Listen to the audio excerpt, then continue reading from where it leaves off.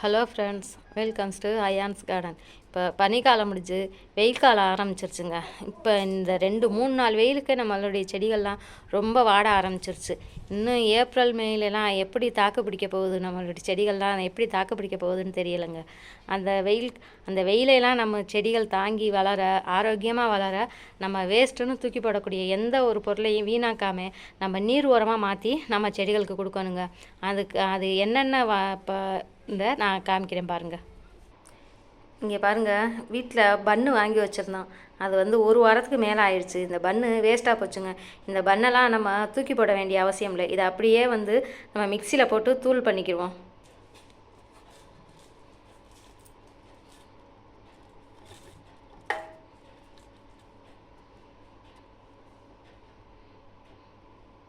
இங்கே பாருங்கள், நல்லா இதை தூள் பண்ணிட்டேன். இங்கே பாருங்கள், நல்லா தூள் ஆயிடுச்சு.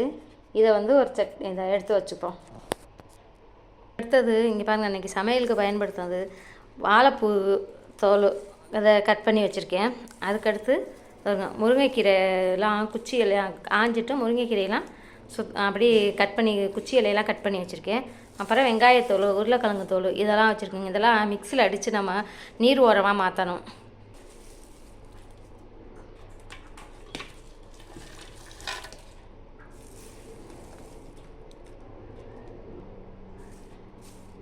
இதை எல்லாத்தையும் நம்ம நல்லா மிக்சியில் போட்டு நல்லா அடிச்சிட்டேன். இதையும் இதோட சேர்த்து ஊற்றிக்கிடுவோம்.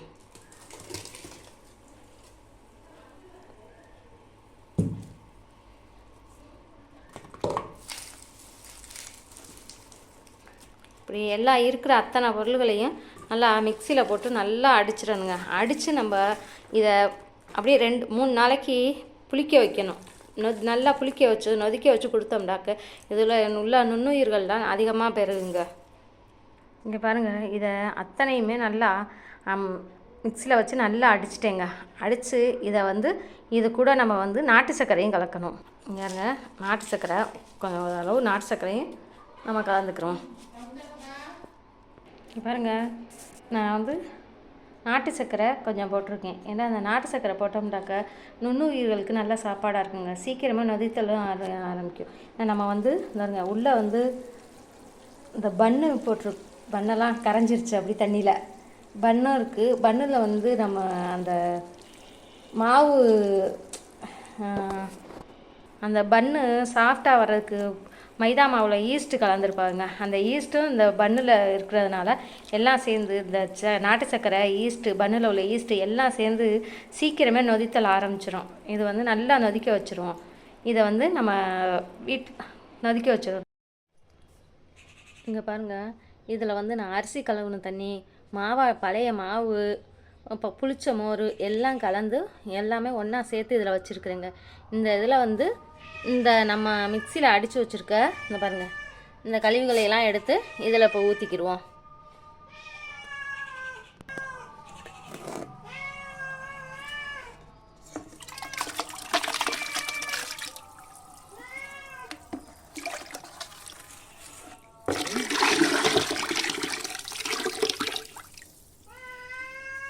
இதை அப்படியே 3 நாள் நல்லா நொதிக்க வைக்கணும்.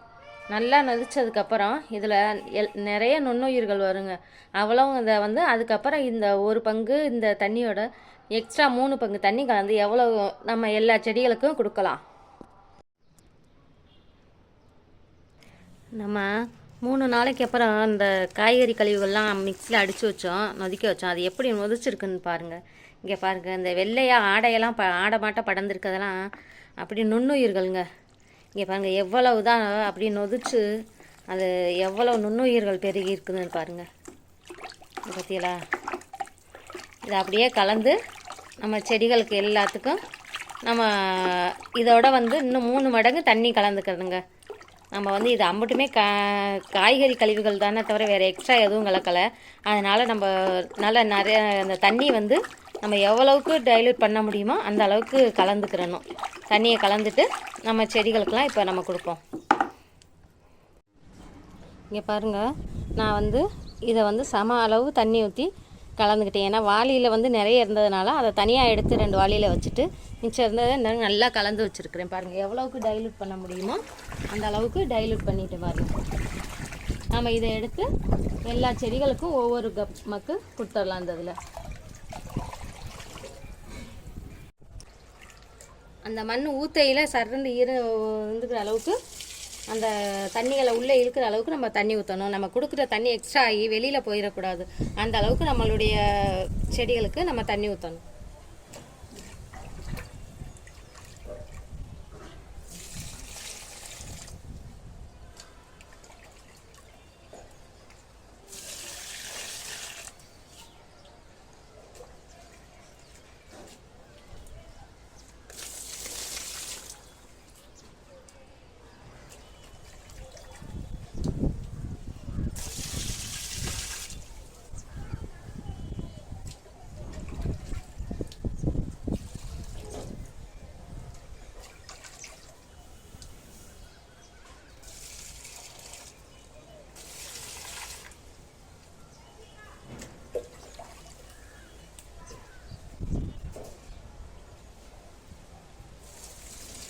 இதே போல் நம்ம எல்லா செடிகளுக்கும் ஒவ்வொரு கப்பும் நம்ம கொடுக்கலாங்க.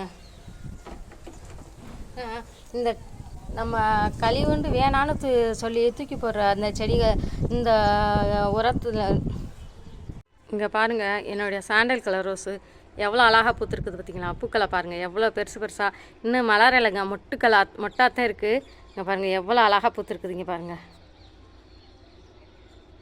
இங்கே பார்த்தீங்களா எவ்வளோ அழகாக இருக்குது பாருங்கள். நான் இதுக்கெல்லாம் அந்த இயற்கையான உரங்கள் கொடுக்குறப்போ நம்ம அழகாக நம்மளுக்கு செடிகளை நம்ம இயற்கையோடு நம்ம சேர்த்து வளர்க்கலாங்க. இங்கே பாருங்கள் எவ்வளோ அழகாக இருக்குது பாருங்களேன். இங்கே பாருங்கள்,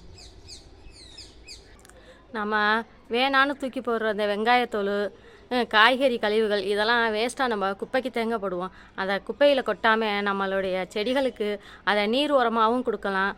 அதை அப்படியே மிக்சியில் அடித்து நம்ம செடிகளுக்கு சும்மாவே அப்படியே மண்ணிலையும் பதைச்சி விடலாங்க. இதை அப்படி நம்ம தொடர்ந்து நம்ம செடிகளுக்கு நம்ம கொடுத்துட்டு வர்றப்போ இங்கே பாருங்கள் நம்ம செடிகள்லாம் எவ்வளோ ஆரோக்கியமாகவும் அழகாகவும் இருக்குதுன்னு பாருங்களேன்.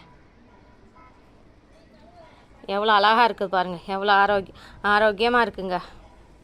இங்கே பாருங்கள் என்னுடைய பேரி ரோஸ் பாருங்கள், பிங்க் கலர் பேரி ரோஸுங்க, எவ்வளோ அழகாக இருக்குது பாருங்கள். இப்போ தான் பூக்க ஆரம்பிச்சிருக்கு பூவு.